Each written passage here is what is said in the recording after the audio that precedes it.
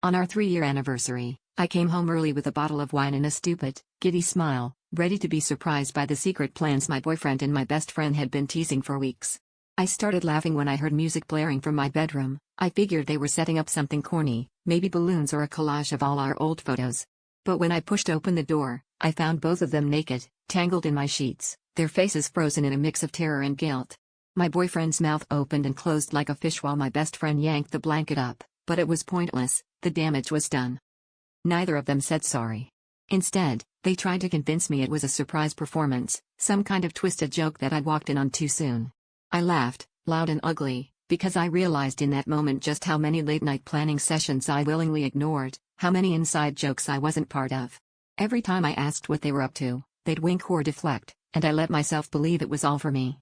I stood there, feeling the world tilt sideways, as they scrambled for their clothes and their excuses.